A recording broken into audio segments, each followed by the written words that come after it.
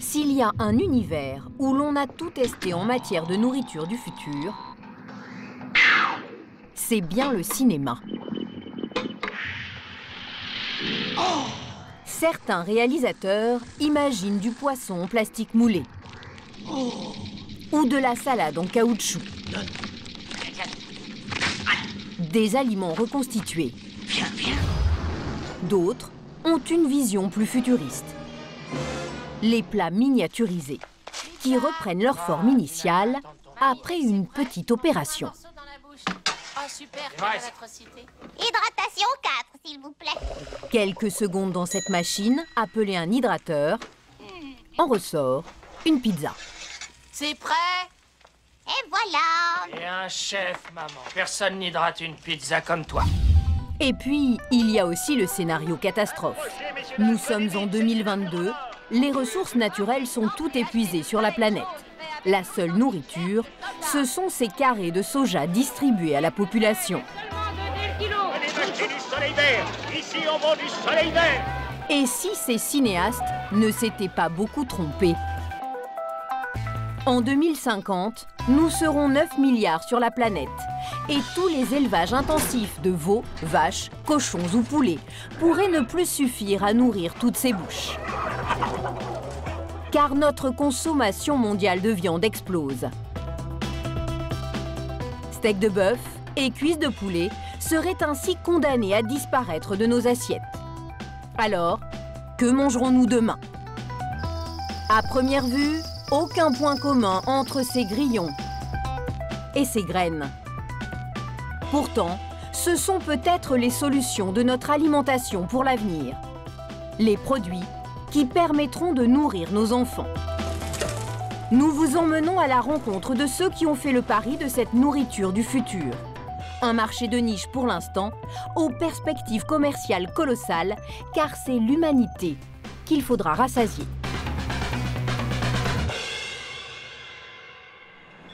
La solution pour nourrir demain la planète, certains pensent l'avoir trouvée. Juste à côté de Toulouse, un nouvel aliment est en train d'être cultivé. Pas au milieu de ces herbes folles, mais dans ce bâtiment plutôt discret. Un produit totalement inconnu chez nous. En ouvrant la porte de ce hangar, c'est d'abord le son qui surprend. On se croirait en Provence, au milieu des pins. Au lieu de cela, juste une salle où des dizaines de caisses sont empilées. Il suffit de regarder ce qu'elles contiennent pour comprendre l'origine de ce drôle de bruit. Des grillons. Et il y en a des millions. Nous voici donc dans un élevage d'insectes sur lequel veille un tout jeune entrepreneur. À 30 ans, Cédric Auriol a décidé de se lancer dans une forme d'agriculture plutôt inattendue.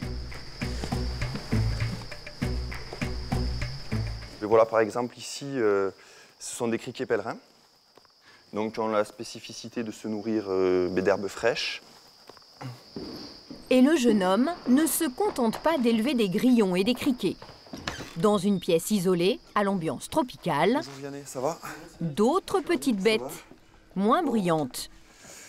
Vous nourrissez les vers de farine? Je suis en train de leur donner les carottes, ouais. Toutes les semaines. Et ça grouille de partout.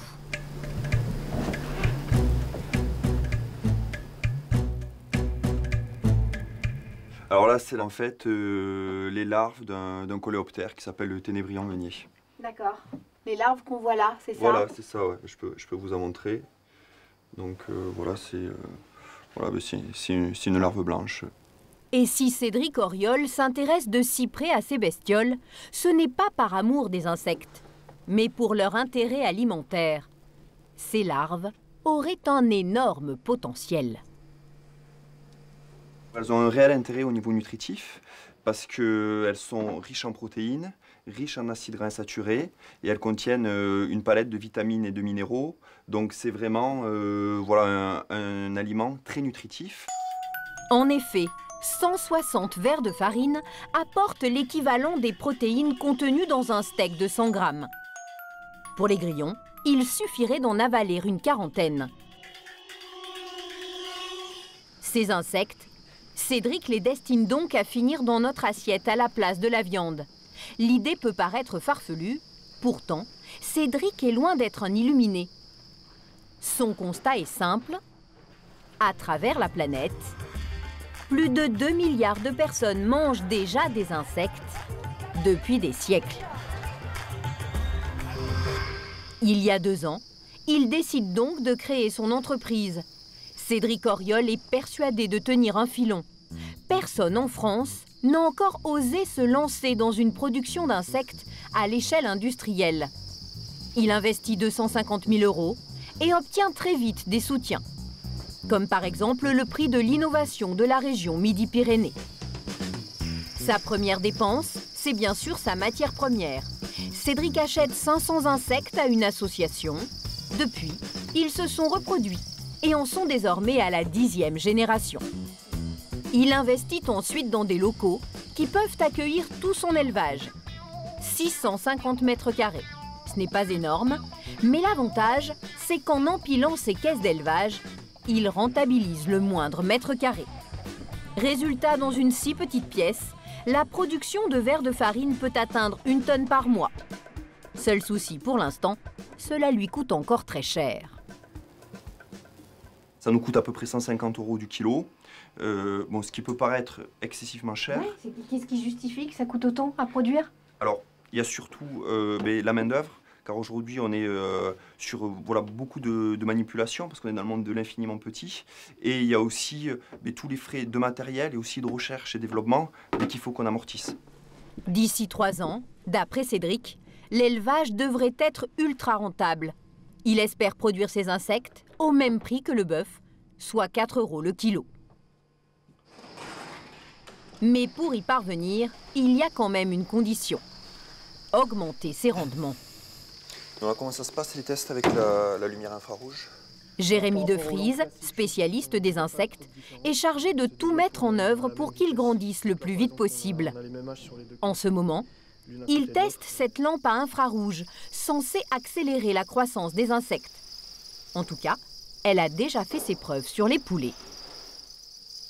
Le but, c'est de voir si, par exemple, la lampe infrarouge, on gagne 1 semaine en développement.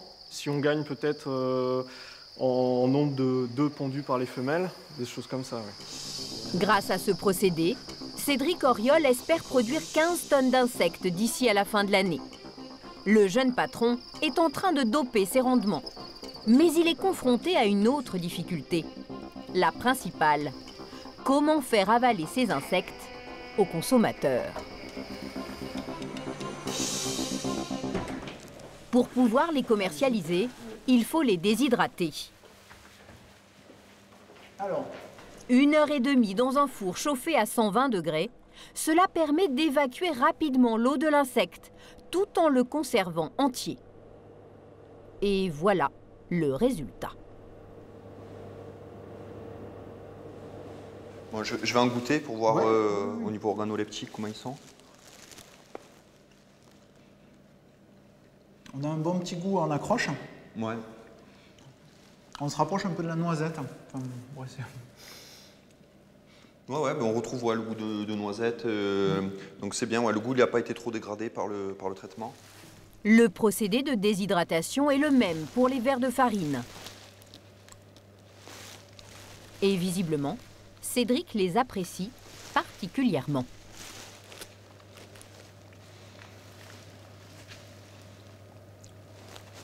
Ouais, c'est plutôt concluant. Ouais. Moi, je trouve que le goût c'est plus un goût de noisette. Voilà, c'est plus un goût de noisette qui, une fois de plus, qui n'est pas un goût fort et qui peut vraiment s'accommoder avec tout type de préparation. Les insectes sont désormais prêts à être consommés. Maintenant, pour Cédric, il faut les vendre. Et contre toute attente, ces petites bestioles pourraient bien se retrouver rapidement en rayon. Non loin de Toulouse, le jeune entrepreneur a déjà rencontré un distributeur qui se dit très intéressé par ces insectes. Et ce n'est pas une supérette bio, mais un hypermarché Carrefour, l'un des plus grands du secteur. Bonjour. Bonjour monsieur Ledec. Vous allez bien? Bien. Le directeur est a priori partant. Allez, on y va, je vous suis. Dans son magasin, son rayon bio fonctionne très bien. Sa clientèle aisée est très sensible à l'environnement. Voilà pourquoi il est plutôt favorable aux produits pourtant surprenants de Cédric. Je viens vous représenter les premiers produits qu'on développe chez nous. Ces produits, ce sont ces sachets qui contiennent les verres de farine et les grillons. Donc ces grillons-là sont comestibles par les humains. Voilà. Vous imaginez que vos clients vont pouvoir acheter ce type de produit, des grillons déshydratés? Oui. Oui. Ils attendent autre chose que ce qu'on peut leur proposer classiquement.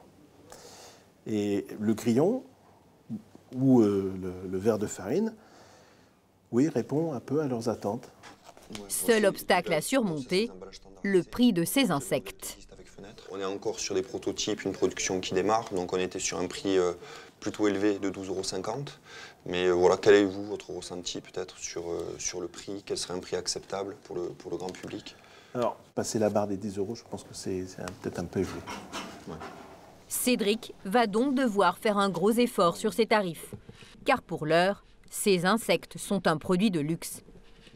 Et en plus, il le sait, manger des insectes entiers va rebuter bon nombre de consommateurs.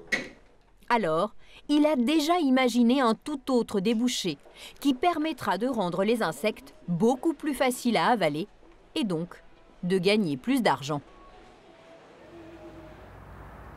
Dans ce laboratoire, Cédric s'affaire. Donc voilà, là on est en sortie déshydratation. Ouais. Donc après on va les passer au broyage. Son idée, c'est de transformer les grillons et les verres de farine en poudre. Une farine qui permet de faire disparaître l'insecte et pourra ensuite être intégrée dans certains aliments. Nous, la piste la plus sérieuse sur laquelle on travaille, c'est la mise au point d'une barre énergétique réalisée à partir de cette poudre. Cette poudre, riche en protéines, pourrait donc être utilisée dans des barres énergétiques, mais aussi dans des biscuits secs, ou même être intégrée dans la composition des saucisses. Une farine destinée à une utilisation industrielle. Cédric espère parvenir à en produire 4 tonnes par mois d'ici à la fin de l'année, ce qui lui permettrait de fabriquer des milliers de produits et d'atteindre d'ici à 4 ans 10 millions d'euros de chiffre d'affaires par an. L'apparence de ces nouveaux aliments, c'est l'enjeu principal pour tous ceux qui élaborent la nourriture de demain. Certains ont même réussi à recréer un aliment qui a le goût et l'aspect de la viande, mais qui n'en est pas. Aux Pays-Bas, dans le centre-ville de La Haye, une boucherie a ouvert il y a 2 ans. Une boucherie un peu spéciale. Là-dessus, il faut mettre les étiquettes de prix. Le responsable du magasin, Paul Baum, porte la tenue du chef boucher. Et les produits qu'il propose ressemblent à s'y méprendre à ceux vendus dans n'importe quel rayon boucherie. Alors ça, ce sont des morceaux de poulet cuisinés. Et ça, c'est de la viande hachée. Vous pouvez la préparer pour en faire des boulettes, des hamburgers, ou même la mettre dans la soupe. Et ça, des lardons ou du bacon. Mais preuve qu'il ne faut décidément pas se fier aux apparences, tous ces articles ne contiennent pas un seul gramme de viande. En guise de bœuf ou de poulet, c'est en fait du soja qui est utilisé, une plante très riche en protéines. Qu'est-ce que c'est? Alors ça, c'est le poulet. Un morceau de la cuisse, pas du blanc de poulet. Et c'est fait à partir de graines de soja. Vous voyez toutes les fibres là? C'est comme du poulet cuit. La texture, la couleur, tout est très ressemblant. Et pour le goût, en fonction de la viande qu'il veut copier, Paul Baum ajoute au soja toutes sortes d'ingrédients. Alors voilà le mélange pour le burger. Pour un hamburger, il met aussi des protéines de blé, de blanc d'œuf, des épices, des arômes, de la levure. Une mixture qui lui permet de se rapprocher le plus possible d'un vrai burger. Mais si visuellement le résultat est assez surprenant, qu'en est-il du goût de ces fausses viandes? À la dégustation, le résultat est plutôt convaincant. En tout cas pour la texture. Quant au goût, c'est plus subjectif. Rien à voir avec un bon poulet fermier, mais la saveur est bien celle d'un morceau de volaille. Jusqu'à présent, seuls les végétariens mangeaient ce type de produit. Tout l'intérêt de ces fausses viandes, c'est de les faire aimer de tous. Un marché potentiellement énorme sur lequel s'est engouffré le patron de la boucherie végétarienne. Un agriculteur devenu chef d'entreprise. Jaap Korteweg. Dans cette ferme, il cultive 5 hectares de plantes destinées à la fabrication de ses produits. Il a investi plus de 100 000 €. Nous allons essayer de semer, mais il fait pas beau. Oh, c'est juste un petit crachin. Alors du coup, il fait en permanence la promotion de ses imitations de viande, comme ce jour-là, avec des journalistes locaux. Ça vous dit d'essayer? Avant toute discussion, tout le monde doit goûter. Ça sent bon en tout cas.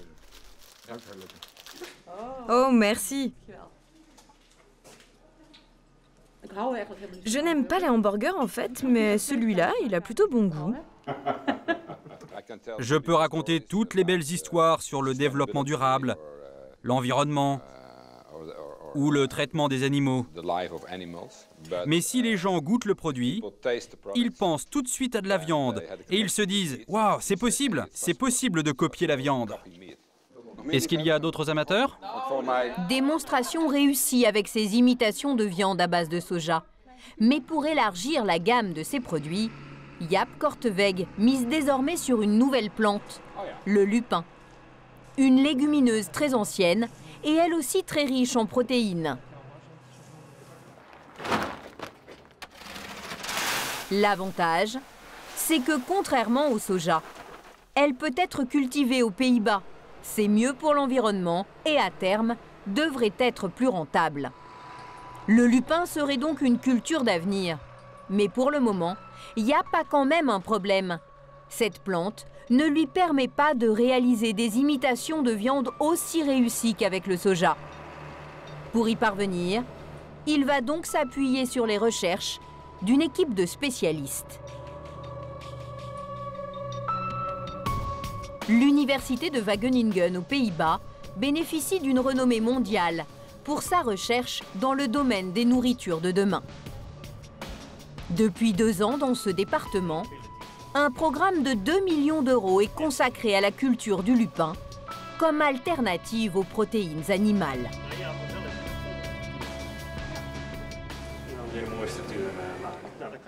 Je vais vous montrer le laboratoire pour que vous voyez où on en est avec le lupin. Le patron de la boucherie végétarienne collabore avec les scientifiques.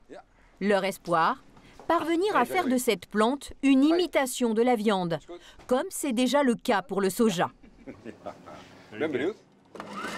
De l'eau, de la poudre de lupin mélangée à un gélifiant naturel, le tout est mixé pendant quelques secondes, un processus express. Est-ce que ça a marché? Oui, ça a marché. Mais pour Jaap Korteweg, les fibres obtenues ne sont pas encore satisfaisantes.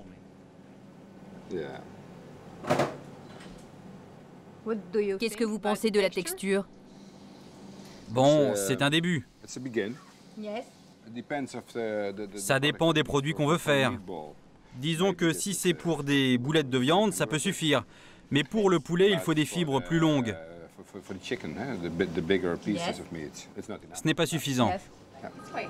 L'entrepreneur va donc devoir encore patienter avant de pouvoir remplacer le soja par du lupin dans ses produits. À bientôt, au revoir. Merci, au revoir. Mais Jaap reste confiant, car ces fausses viandes commencent à intéresser beaucoup de monde. À commencer par la 2e chaîne de supermarchés du pays, Jumbo. Elle a décidé d'accorder une large place à ses produits dans tous ses magasins. Et en ce moment, ils bénéficient même d'une publicité exceptionnelle. Vous voulez goûter, monsieur? Ce sont des boulettes végétariennes. Des boulettes de soja façon viande sont proposées à la dégustation. Qu'est-ce que vous en pensez? Ouais, c'est bon, hein, c'est pas mal. Cette campagne est entièrement financée par une association. Tout est prévu pour que les consommateurs repartent avec des produits végétariens dans leur caddie, et ce, avec l'appui des directeurs de magasins, comme Patrick Van Manen. Quand un client achète un produit à base de viande, un produit végétarien lui est offert par l'association. L'opération a lieu dans tout le pays et au total, 2 millions d'articles végétariens vont être distribués.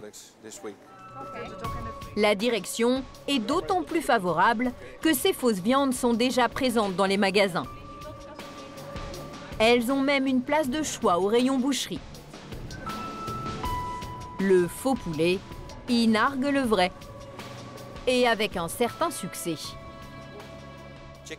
La viande de poulet a été très critiquée ces derniers temps. Alors les gens commencent à chercher des alternatives. On vend ces produits depuis l'été dernier. On était le seul supermarché dans le pays. On en vendait une 50aine de boîtes par semaine et presque un an plus tard, les ventes ont augmenté de 400%. On en vend 200 par semaine et ça continue d'augmenter. Pourtant, le prix de ces produits végétariens est bien plus élevé que celui des produits à base de viande. Par exemple, ces boulettes de soja sont 2 fois plus chères, 18 € le kilo. Celle de bœuf se vend 9 € le kilo. Pour l'instant, question pouvoir d'achat, ni les protéines végétales, ni les insectes ne peuvent encore rivaliser avec la viande. Mais ces nouveaux industriels espèrent qu'en augmentant leurs ventes, ils pourront faire baisser leurs tarifs. Et si ce n'est pas pour demain, c'est sans doute pour après-demain.